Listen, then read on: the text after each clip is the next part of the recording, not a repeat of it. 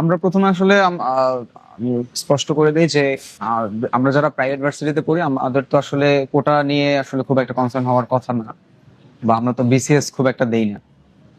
তো এই মানে আন্দোলনে আমাদের যাওয়ার একমাত্র উদ্দেশ্যটা ছিল যে মানে একটা অন্যায় হচ্ছে এবং বৈষম্য হচ্ছে, এখানে ডিসক্রিমিনেশন হচ্ছে কোটা নিয়ে, যেখানে মুক্তিযোদ্ধার নাতি বা ওনার ছেলেরা একটু বেশি সুবিধাই পাচ্ছে, যেটা আসলে না দিলেও হয়। আরেকটা বিষয় হচ্ছে যে মানে আমরা যখন রেজিস্ট্যান্স করছি তখন হচ্ছে আমাদের দমন করার জন্য মানে আওয়ামী লীগের যে ছাত্রলীগের গুন্ডা বাহিনী তাদেরকে হচ্ছে মানে আমাদের উপর হামলা করার জন্য পাঠানো হচ্ছে। এটা আসলে খুব একটা মানে গ্রহণযোগ্য ছিল না আমার কাছে। আমি ব্যক্তিগতভাবে আমি আসলে ওই সময় থেকে ওই সময় মানে 5ই আগস্টের আগে আমি কোনো রাজনৈতিক আসলে দলে ওইভাবে এনরোল ছিলাম না, এবং আমি পলিটিক্যালি আমি কনসার্ন ছিলাম মোটামুটি, খুব একটা আমি লিফলেটে শো করতাম না। তবে হ্যাঁ আমি মানে সব নিয়ে কনসার্ন ছিলাম, যেহেতু একটা ফ্যাসিস্ট রেজিম চলছে। 16 তারিখে আমরা হচ্ছে ওই ঢাবিতে যে হামলাটা হয়, তারপরে এই সবকিছু মিলিয়ে আমরা 16 তারিখে আমরা বেসরকারি বিশ্ববিদ্যালয়ের প্রথম নামি। 16 তারিখে আমরা ভেরিবাদ দৌড় বেরিবাদে হচ্ছে এটা আন্দোলনটা করি। 16 তারিখে কোনোভাবে হয়ে যায়। এরপরে ওই দিন বাসায় চলে যায়। এরপরে ওই দিন শোনা যায় যে আবু সাইদ আর কি শহীদ হয় এবং ওয়াসিমও তো পরবর্তী শহীদ হয়। এই ঘটনাটা হচ্ছে আমার মানে খুবই পীড়া দেয় আমাকে, যে মানে এটা এটা আসলে কোনোভাবে অ্যাকসেপ্টেবল না। আমি একটা আন্দোলন করছি, আমি আমি আমার একটা দাবি, আমার দাবিটার যৌক্তিক একটা সমালোচনা মানে যৌক্তিক একটা আমি সলিউশন চাচ্ছিলাম, কিন্তু সেখানে সে তার পরিপ্রেক্ষিতে মানে তার পরিবর্তে হচ্ছে তারা আমাকে মানে এমন ভাবে দমন করছে যেন আমি এটা নিয়ে আসলে কথাই না বলতে না পারি। তারপরে আমার আসলে হৃদয়ে আসলে রক্তক্ষরণ শুরু হয় যে এটা নিয়ে আসলে একদম শক্তভাবে নামা দরকার। তো 18 তারিখে আমরা প্ল্যান করি যে একদম বড় পরিসরে আমরা আসলে আন্দোলনটা করব এবং উত্তরা একজোটে সবাই করব, সব ভার্সিটি থাকবে সেখানে। তো উত্তরা বিএনএস এর উদ্দেশ্যে আমি রওনা হই এই যে আইউবিএটি ইউনিভার্সিটি থেকে। ওখান থেকে আমরা জড়ো হই একত্রে, অনেকগুলো ভার্সিটি, 3-4টার মতো ভার্সিটির আমরা স্টুডেন্ট হচ্ছে একসাথে যাই। তো সেখান থেকে আমরা 11:30টার পরে সম্ভবত এখানে যাই বিএনএস এ। তো বিএনএস এ থাকি প্রায় 2-3 ঘন্টার মতো। থাকার পরে হচ্ছে আমি মানে ওখানে ছাত্রলীগ একদিক থেকে আসছে, আবার পুলিশ আরেক দিক থেকে। এই দুইটাকে হচ্ছে ম্যানেজ করতে আমাদের মানে কয়েকটা রোডের সামনে সামনে হচ্ছে আমাদের পাহারা দিতে হচ্ছিল, বা আন্দোলন আমাদের স্লোগান দিতে হচ্ছিল। তো এরপরে আমরা আসলে ওই সময় আন্দোলন মানে স্লোগান দিচ্ছিলাম যে তুমি কি আমি কি রাজাকার রাজাকার, কে বলেছে স্বৈরাচার স্বৈরাচার, আমার ভাই মূল্য কেন বিচার চাই, এই এই সব নিয়ে আমরা হচ্ছে আগাচ্ছিলাম থানার দিকে। এটা হচ্ছে আজমপুরের দিকে আমরা সামনের দিকে আগাচ্ছিলাম। তো আজমপুরে যাওয়ার পরে আসলে আমি মানে প্রথমত আমি বলে রাখি যে বিএনএস এ যাওয়ার পরে যে আমার অনুভূতিটা, ওইটা ফিলিংসটা ছিল যে আমি খুব একটা আন্দোলন সংগ্রাম এর আগে আমি এরকম ভাবে করিনি। তবে কোটা আন্দোলন এর আগে যে 18 সালের যে সড়ক আন্দোলন বা এরকম কয়েকটা আন্দোলন, ছোট ছোট আন্দোলন আমি করছি। এরপরে ফিলিস্তিন নিয়ে মানে বা এরকম অবমাননা বিভিন্ন বিষয় নিয়ে হচ্ছে আন্দোলন টুকটাক করা হয়েছে আমার উত্তরায়। কিন্তু এত বড় এই যে মানে রাবার বুলেট বা এই যে গুলি বা সাউন্ড গ্রেনেডের সামনে আসলে আন্দোলনের অভিজ্ঞতা আমার নাই। তো এখানে যাওয়ার পরে হচ্ছে আমার খুব মানে মানে এমন একটা ফিলিংস হচ্ছিল যে মনে হয় আমি আসলে যুদ্ধের ময়দানে চলে আসছি। এটা বিএনএস এ যাওয়ার পরে এরকম ফিল হয়। তো এখানে 2-3 ঘন্টা থাকার পরে আসলে আমি একদম মানে ইউজড হয়ে যাই মোটামুটি। তারপর আমরা যখন আজমপুরে যাই, আজমপুরে আমি আসলে একদম মানে ওই সময় ওই জায়গাটায় হচ্ছে আমি খুব মানে ক্রুয়েলটি আসলে যে কতটা নির্মম হতে পারে এটা আমি দেখতে পারি। যে আজমপুরে ওইখানে যাওয়ার পরে আমি দেখতেছি যে আমার সামনে মানে মারা যাচ্ছে শুনলাম, এই গুলি করে নিয়ে গেছে, এখান থেকে রক্ত বের হচ্ছে বা এরকম মানে একদম বিভৎস অনেক ছবি আমি মানে অনেক সিচুয়েশন আমার সামনে হয়। ওইটা দেখার পরে আসলে আমি মানে নিজে আসলে কন্ট্রোল থাকতে পারি নাই। আমার মানে ওই সময় হচ্ছে আমার মানে খুব মানে এত রক্ত বা এত ইয়ে দেখা শব্দের মধ্যে আমার মানে মাথা একদম কেমন জানি আমার একটা ইয়ে হচ্ছিল, খুব হেজিটেশন লাগছিল, আমার খুব প্যানিক অ্যাটাক হচ্ছিল। তো ওই মুহূর্তে আমি মানে খুব কেওটিক ফিল করছিলাম। এরপরে হচ্ছে আহ আমরা ওই ওভারব্রিজের একটু সামনে গিয়ে হচ্ছে আমরা ওখানে আন্দোলন করি। প্রায় ওখানে আমি 2-3 ঘন্টার মতো ওখানে সার্ভাইভ করি আন্দোলনে। ওই সময় মানে আমার যখন গুলিটা লাগে তখন হচ্ছে মানে আমরা আন্দোলন চলছে, এর ভিতরে মানে কে যেন বললো যে ওই গুলি শেষ, সামনে আগা, সামনে আগা। তো আমরা কি করলাম যে আমরা ওই যে স্লোগান দিতে দিতে হচ্ছে সামনের দিকে একটা দৌড়ের মতো দিলাম। ওই মুহূর্তটা, ওই মোমেন্টে হচ্ছে একটা শব্দ হলো, যে একটা সাউন্ড গ্রেনেডের একটা শব্দ হলো। শব্দটা মানে আমার কানে লাগলো, এর মধ্যে হচ্ছে কয়েক মিলি সেকেন্ডের হয়তো বা দূরত্ব হবে, যে এর মধ্যে দেখলাম আমার পেটে হচ্ছে একটা লোহার পাতের মতো অনেক সজোরে একটা আঘাত করলো। এবং মানে ফিলিংস হচ্ছে কেমন একটা ভাইব্রেট করলো হালকা, না কেমন যেন আমার মানে পুরো এই জায়গাটা নিয়ে হচ্ছে একটা বাড়ি মানে আমাকে একটা ধাক্কা দিল। এটা লাগার পরে আমি মানে শব্দ হলো এরকম, মানে লোহা পড়লে যেরকম শব্দ হয়। তো আমি ভাবছি যে আমার বেল্টের যে বকলেস এটা হচ্ছে কোনো রাবার বুলেট বা এরকম কোনো সাউন্ড গ্রেনেডের কোনো টুকরো হয়তো বা লাগছে। তো আমি আসলে খুব একটা গুরুত্ব দেই না, তো আমি এরকম ভাবে একটু নুয়ে গেছি। এটা হওয়ার পরে আমি হচ্ছে একটু সোজা হয়ে দাঁড়ানোর চেষ্টা করে আমি ভাবছি যে তাহলে এমনি যখন আঘাত লাগছে তা আমি সামনের দিকে মানে পিছনের দিকে যাই, আমি যেহেতু ব্যথা লাগছে। তো আমি তখন আর দেখছি আমি মানে আগাইতে পারতেছি না, আমার মানে পা কেমন, আমার পুরো শরীর একদম পুরা, আমার সব মানে আমার পুরা দেহের যত মানে এরকম পেটের মধ্যে চলে আসছে সব মাংস একদম ই করে। তো মানে মোর একদম সবকিছু কম্প্রেস হয়ে আসতেছে। ওই সময় আমি মানে বললাম যে ভাই আমার কেউ একটু ধরেন, আমি আমার গুলি লাগছে মনে হয়। আমি তখনও জানি না আসলে আমার গুলিটা কেমন কি অবস্থা, আমি জানি না। তো ওখান থেকে মানে দূর থেকে দেখলাম যে কয়েকজন এরকম আসতেছে আমার হাত ধরে নিয়ে যাচ্ছে। তো আমি ওই সময় একটু আমি শার্টটা আমি উঁচু করে হচ্ছে আমি দেখলাম যে এখানে কি অবস্থা। তখন আমি আর ওরকম ভাবে কিছু দেখি নাই, যে মানে টি শার্টটা জায়গা উঁচু করার পরে আমার শার্টটা উঁচু করার পরে দেখলাম যে একটা ছিদ্র, আর হালকা একটু জায়গা নিয়ে একটা ছিলে গেছে। ছিদ্রটা ওখান থেকে দেখলাম যে মানে যেভাবে গল করে এরকম একটু মানে টিউবওয়েলের মতো হালকা এরকম গল করে একটু রক্তের মতো বের হচ্ছে। তো আমি ভাবলাম যে এখানে হয়তো বা রাবার বুলেট ঢুকছে। তখনই আমার মানে একটা মাথায় একটাই হয় যে রাবার বুলেট ঢুকলে এটা বের করবো কিভাবে আমি, মানে এই ইয়েতে। সেখান থেকে কয়েকজন আমাকে হচ্ছে ধরে আমার নিয়ে যাওয়ার চেষ্টা করে। আহ মানে একটু ফার্স্ট এইডের জন্য সামনের দিকে নিয়ে যাওয়ার চেষ্টা করে। তখন হচ্ছে ওরা পারে না, তো তখন একটা ছেলে হচ্ছে দৌড়ে চলে আসে উত্তরা হাই স্কুলে। ওখানে কলেজে সম্ভবত, হ্যাঁ, ও কলেজের ছিল সম্ভবত। তোর নাম হচ্ছে আহাদ। ওর পরবর্তীতে আমি খুঁজে পাই। তো আহাদ আমাকে হচ্ছে ঘাড়ে করে আমাকে নিয়ে দৌড়ানোর চেষ্টা করে। তো আমরা যে স্কয়ারের যে একটা টাওয়ার, একটা বিল্ডিং আছে, তো ওটার পেছনে হচ্ছে একটা আহ এটা কি বলে ডায়াগনস্টিক সেন্টারের মতো আছে। সেটার নিচে হচ্ছে আমাদের একটু ফার্স্ট এইড করানো হচ্ছিল, একটা স্বাভাবিক একটা চিকিৎসা দিচ্ছিল। তো সেখানে হচ্ছে আমাকে নিয়ে যাওয়া হয়। ওখানে নেওয়ার পরে ওখানকার একজন ডাক্তার দেখে আর কি বলে যে এটা তো রিয়েল বুলেট, এটা অপারেশন করতে হবে, এটা এখনই হসপিটালে নিয়ে যাও। হসপিটালে নেওয়ার জন্য হচ্ছে আমাকে ওই একটা রিক্সা করে হচ্ছে আমাকে এটা উত্তর আধুনিক হসপিটাল ওখানে নিয়ে যায়। আধুনিক হসপিটাল নেওয়ার ওখানে ওরা কি করলো যে আমাকে মানে কোনো ট্রিটমেন্ট না দিয়ে ওরা আমাকে মানে এটা একটু দেখলো, দেখার পরে আমাকে ওখানে হচ্ছে বায়োডিন বা এরকম কিছু সাপ্লিমেন্ট দিয়ে হচ্ছে আমাকে একটা ব্যান্ডেজ করে ওরা রেখে দেয় ওইভাবে, আর একটা স্যালাইন দেয়। তো এই সময় মানে আমি ওইটা আমি মনে ভাবছিলাম যে আমার হয়তো বা পেট কাটতেছে বা এরকম কিছু, আমি ওই সময় একটু অজ্ঞান হয়ে যাই, মানে আমার মানে কেমন যেন একটু ক্লান্ত লাগে। এরপর আমাকে একটা স্ট্রেচারে, তো এরপরে হচ্ছে আমাকে একটা স্ট্রেচারে করে হসপিটালের বারান্দায় রাখে। তো ওই বারান্দায় হচ্ছে আমি মানে কতক্ষণ পরে আমার একটু মানে আমি সজ্ঞান হওয়ার পরে আমি দেখলাম যে আমার আশপাশে আসলে আমার পরিচিত এরকম কেউ নাই, আমার ভার্সিটিরও কেউ নাই। তখন আমি পাশে একটা ওয়ার্ড বয় ছিল ওই হসপিটালের, তো ওনাকে বললাম যে ভাই আমার ফ্রেন্ডরা আছে ওই পাশে, ওদের একটা ফোন দিতে পারেন যদি। তো উনি একটা ফোন করলো, ফোন করার পরে হচ্ছে ওরা চলে আসে, আমার দু তিনজন ফ্রেন্ড চলে আসে। ওরা আসার কয়েক মুহূর্তের মধ্যে হচ্ছে আমাদের ভার্সিটি থেকে আমাদের প্রক্টোরিয়াল বডিরা যায়। সেখানে ছিল আমিনুল স্যার, ছিল আমাদের আমাদের ইংলিশ ডিপার্টমেন্টের, আমাদের ইংরেজি ডিপার্টমেন্টের যে আমিনুল স্যার উনি ছিলেন। এবং আমিনুল স্যারের দেখার পরে হচ্ছে আমি আসলে মনে করি যে মানে এই বুঝি আমার আমার একটা স্যালভেশনের যে একটা মোমেন্ট থাকে বা হচ্ছে মানে ক্রাইস্ট যখন সামনে আসে বা খ্রিস্টানরা যেটা ফিল করে বা হচ্ছে মানে মেসাই, আমার মনে হচ্ছিল যে আমার মসিহ আমার সামনে চলে আসছে, আমি এখন আমি ওনার হাত বাড়ালে হচ্ছে আমি বেঁচে যাবো একভাবে। এরকম আসলে একটা আমার ফিল হচ্ছিল। এবং স্যারকে দেখার পর আমি একভাবে আশ্বস্ত হই। এর আগে আমার খুব মানে খারাপ লাগছিল যে আমার আব্বু আম্মু আমি হয়তো বা মারা যেতে পারি, আমার যেহেতু এত বড় একটা বুলেট লাগছে। তো আমার আব্বু আম্মু আসলে আমার দেখতে পারবে না আমার আমার যে লাস্ট মোমেন্টটা। আমি আমার আমার আম্মুরে খুব মিস করতেছিলাম, যে আম্মুরে যদি একটু দেখতে পারতাম এই সময়, বা আম্মু আমি হচ্ছে আমার একটা হাতটা আমার চেপে ধরতো, আমার খারাপ লাগছে। তো ওইটা আসলে তখন মিস করতেছিলাম।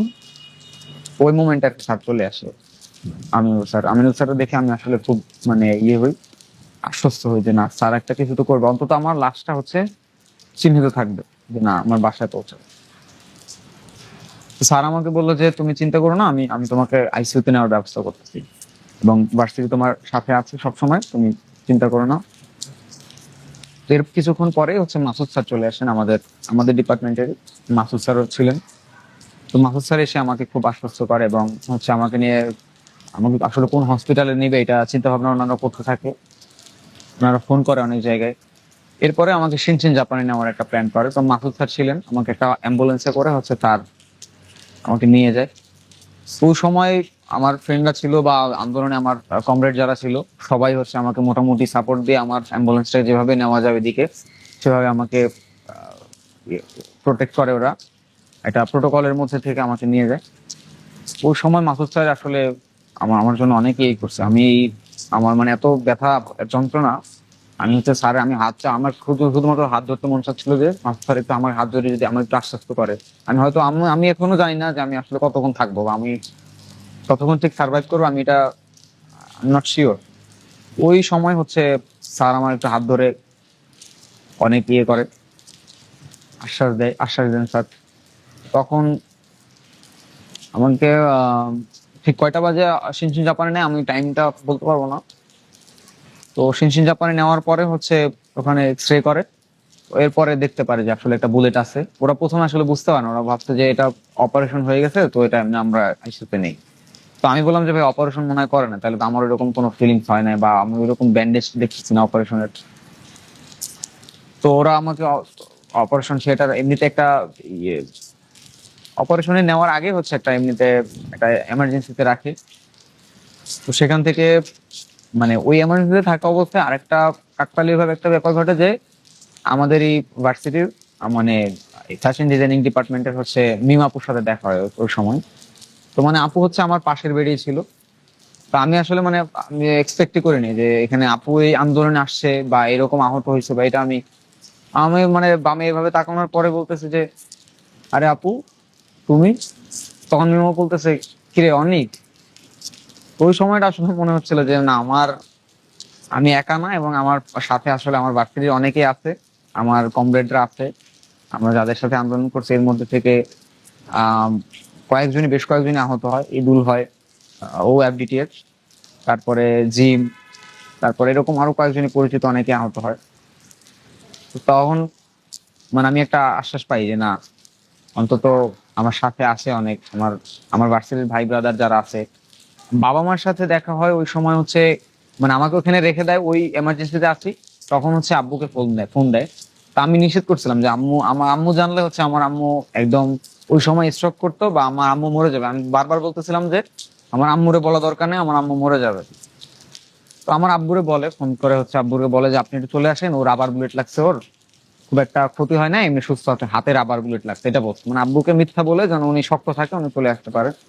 তো আব্বু আসে প্রায় সন্ধ্যার পরের দিকে আসে, তখন আর কি আব্বুর সাথে দেখা হয়। এরপরে তো সবাইকে বাইরে পাঠায় দেয়, তো আমাকে অপারেশন করায়। অপারেশন করানোর পরে হচ্ছে প্রায় 10:30 বা 9টা এরকম সময় হয়তো বা অপারেশনটা হয়। তো অপারেশন থিয়েটারে আমি আসলে একদম সজাগ ছিলাম, মানে আমার ওরকম ইয়ে হয় নাই। মানে আমাকে আহ বেহুশ করার জন্য হয়তো বা ওনারা কিছু মানে মেডিসিন দিচ্ছে, কিন্তু আমি মানে ওরকম ভাবে মানে হুঁশ হারাই নাই। তখন আমি মানে দেখতেছিলাম, আমি ওই যে মানে লাইটটা যে থাকে, লাইটের তো একটা কাচের মতো থাকে, তো লাইটের ওই কাচের আড়ালে আমি দেখতেছি যে আমার পেটের উপরে ওই যে হলুদ রঙের কিছু একটা মাখাচ্ছে বা এরকমই হচ্ছে, আমি দেখতেছি। ওই মানে আমার যে মানে আমি যে খুব বেঁচে গেলাম বা আমি হচ্ছে আহত হইলাম, এরপরে যে আমার আসলে কোনো সার্ভাইভাল জার্নিতে আমার কোনো বাধা আসবে না, প্রতিবন্ধকতা আসবে না এমনটা না। এরপরে হচ্ছে আমি মানে আরো বেশি সমস্যা ফেস করি যে আমার আব্বুকে হচ্ছে ডিজিএফআই থেকে সম্ভবত কল করা হয়, আমাদের টিচাররা যারা আমার সাথে ছিলেন স্যারদের হচ্ছে এভাবে মানে অনেকভাবে হ্যারেস করা হয়। তারপরে ভার্সিটির উপর একটা মানে একটা প্রেশার আসে বা একটা চাপ আসে। তো এই সবকিছু মিলিয়ে হচ্ছে মানে আমি একটা মানে আরেকটা জগতের মধ্যে চলে আসছি যে এখানে আমার এখন আমি তো অচল, আমি তো এখন প্রতিবন্ধকতার মধ্যে আছি। এখন আমি কিভাবে সার্ভাইভ করবো? 18 জুলাইতে আসলে গুলি খাওয়ার পরে আমার মনে হচ্ছে যে এটা কত দূর সাস্টেন করবে এটা নির্ভর করে হচ্ছে আমার পরবর্তীতে যারা আসলে আন্দোলনে আছে। আমি তো এখন হসপিটালে, কিন্তু যারা এখন মাঠে আছে মানে তাদের স্পৃহা আসলে কতদিন কতক্ষণ মানে তাদেরকে এভাবে মানে আন্দোলনে অ্যাক্টিভ রাখে। তো আমি আসলে কখনো ইমাজিন করি না যে 36 জুলাইটা হবে। ইভেন আমি মানে 5 তারিখ যে দুপুর সকালেও আমি আসলে কল্পনা করি না যে আজকে ওর পতনটা হচ্ছে। আমি যখন আসলে গুলি খাওয়ার পরে হচ্ছে আমার ফিল হচ্ছিল যে আমি আর একটা মানে এখন আমি কোথায় থাকবো, আমি কি করবো, আমি কিভাবে সার্ভাইভ করবো, আমি আসলে কই যাব, এরকম একটা মানে একটা অ্যাম্বিগুইটির মধ্যে আমি আসলে পড়ে যাই। একটা মোরাল একটা ডিলেমার মধ্যেও পড়ি, যে মোরাল ডিলেমা বলা যাবে না আসলে, ঠিক এটা হচ্ছে মানে আমার আমার বেঁচে থাকা নিয়ে একটা ডিলেমার মধ্যে, যে আমি এখন যদি আমি সুস্থ হই এরপরে হচ্ছে আওয়ামী লীগ তো থাকবে, তো আসলে আমাকে শিওর মেরে ফেলবে, না হয় হচ্ছে আমাকে আয়নাঘর বা এরকম, আয়নাঘর তো তখন চিনতাম না, তখন জানতাম যে গুম করে ফেলে, তো আমাকে হচ্ছে বা গুম করে ফেলবে। এবং আমার বাবার জন্য আরো বেশি চিন্তা হচ্ছিল যে আমার বাবা আসলে এই 17 বছর যাবত হচ্ছে বিভিন্ন ভাবে হচ্ছে টর্চারের শিকার উনি, মামলা বা বিভিন্ন ভাবে। আমার আব্বু বেশ অনেকদিন ইন্ডিয়াতে ছিলেন, ওখানে অনেক ব্যবসা বাণিজ্য করছে, কিন্তু বাংলাদেশে খুব একটা থাকতে পারে নাই, বা ঢাকার বাইরে বা মানে বিভিন্ন বা ঢাকায় থাকছে এরকম ভাবে, মানে আমাদের পরিবার থেকে উনি বিচ্ছিন্ন ছিলেন বেশ অনেক, শুধুমাত্র ওনার পলিটিক্যাল আইডেন্টিটির জন্য। তো আমার আসলে মনে হচ্ছিল যে আমার পরিবারটা একদম ধ্বংস করে দিবে, মানে আমি যেহেতু একজন ভিকটিম হয়ে গেছি এখানে, আবার আমি জুলাইতে কন্ট্রিবিউশন করছি, এটার কারণে হচ্ছে আমি হয়তো বা আমি সার্ভাইভ করতে পারবো না, আমার পরিবারটা খুব একটা মানে আমি আমি আসলে আমার পরিবার সহই আমি একটা বিপদে পড়ে গেছি, এরকম ফিল হচ্ছিল। এরপরে আরেকটা বিষয় হচ্ছে যে মানে আমাদের ভার্সিটির যে একটা আমার প্রতি একটা সফট কর্নার নয়, একভাবে হচ্ছে ওনারা এমপ্যাথি থেকে আমার প্রতি এটা করে, যে আমার মেডিকেলের কিন্তু অনেক বেশ মানে মেডিকেলের কষ্টটাই কিন্তু ভার্সিটি থেকে এটা ইয়ে করা হয়, দেওয়া হয়। আরেকটা হচ্ছে ওনাদের সাপোর্টটা, এটা আমার খুব দরকার ছিল, যে আমাকে মাসুদ স্যার আমাকে বারবার ফোন করে বলছে যে তুমি একদম নিশ্চিন্তে থাকো, তুমি কাম ডাউন, হ্যাঁ তাই তুমি মানে শান্ত থাকো, এটা আমরা দেখছি, কি হয় না হয় সামনে এটা আমরা দেখছি, এবং মামলা হলে সেটা আমরা দেখবো, ভার্সিটি তোমার সাথে আছে। আরেকটা বিষয় হচ্ছে যে আমার ভার্সিটি যে আমার বড় ভাইরা, আমার বেশ অনেক বড় ভাইরা, আমি ওনাদের চিনিও না, এরকম বড় ভাইরা হচ্ছে আমার পাশে ছিলেন, যেমন এই যে অনেক ভাই ভাই ব্রাদারে ছিলেন। আমি মানে প্রথমত আমি তো তখন হচ্ছে আমার সেকেন্ড ইয়ার কেবল শেষ হয়েছে ওই সময় হচ্ছে আমি খুব একটা পরিচিত এরকম ছিলাম না, মোটামুটি পরিচিত ছিলাম আমার যারা চেনা তাদের মাঝে, কিন্তু আমার অপরিচিত অনেক ভাইরা আমার জন্য খুব সিম্প্যাথি দেখাইছে, খুব এমপ্যাথি দেখাইছে আমার জন্য। এবং তারা ইভেন হচ্ছে তারা আমার বারবার দিনে হয়তো বা অনেকে 2বার চলে আসছে আমার দেখা করার জন্য, অ্যালামনাই ছিলেন, ওনারা আবার খোঁজ খবর নিচ্ছে অনেকের কি দরকার, কোনো মেডিকেল কোনো ওষুধপত্র দরকার কিনা আমরা এনে দেই, বা অন্য কিছু দরকার কিনা। এবং আমার আসলে বাসার আম্মু ছিল, আমার ছোট ভাই ছিল, এর আসলে মানে খাওয়া দাওয়া ঠিক হচ্ছে কিনা এইসব নিয়ে খোঁজ খবর নিচ্ছিল। তো ভাই আমাদের ভাইদের প্রতি আমি আসলে খুব মানে আমি আসলে কৃতজ্ঞতা প্রকাশ করে আসলে মানে শেষ করতে পারবো না। জুলাই নিয়ে আমার আসলে স্বপ্নটা ছিল যে আমি লিবারাল ডেমোক্রেসিতে মানে আমি লিবারাল ডেমোক্রেট একজন মানুষ, এবং সেই জায়গা থেকে আমি চাচ্ছিলাম যে দেশে আসলে গণতন্ত্র আসবে এবং সাম্যের চর্চা হবে।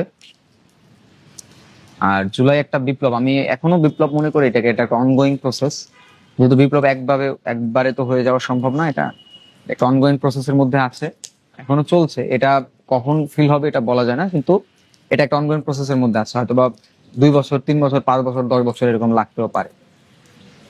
তো আমি আসলে তো প্রথমত আমার হোপলেসের জায়গাটা হচ্ছে যে আমরা যারা জুলাইতে আসলে ভিকটিম, বা জুলাইতে আসলেই যারা ছিল, এই মানুষগুলো একভাবে বঞ্চিত হয়ে গেছে একভাবে। আর বিশেষ করে হচ্ছে আমাদের বেসরকারি বিশ্ববিদ্যালয়টা, প্রাইভেট ইউনিভার্সিটি কিন্তু একদম মানে একটা বাইনারির মধ্যে ফেলে এদেরকে হচ্ছে একদম পুরো বাইপাস করে দিচ্ছে, একদম সাইড করে দিচ্ছে। মানে আন্দোলনটা হচ্ছে আমরা মানে শহীদ হচ্ছে দেখা গেছে যে যাত্রাবাড়িতে, উত্তরায়, কিন্তু মানে আমাদের যারা লিডারশিপে ছিলেন ওনাদের মধ্যে কিছু মানে সবাই না, মানে কয়েকজনই হচ্ছে এটার একটা রাজনৈতিক প্ল্যাটফর্মে তো আনা হয়েছে।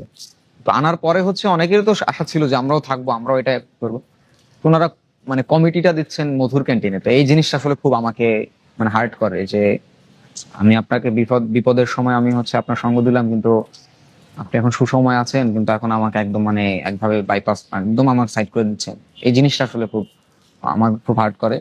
আরেকটা হচ্ছে যে আমরা যা এক্সপেক্ট করছিলাম যে মানে বিগত মানে ইন্টারিম সরকারের থেকে, আমার মনে হয় না যে আমি খুব ওই আশানুরূপ ফলাফল পাইছি। তো মানে এটা আমি আমি 5ই আগস্ট থেকে এক্সপেক্ট করছিলাম। এর আগে তো আমি আমার কোনো এক্সপেকটেশনই নেই। আমি পুরো অ্যাবসার্ড।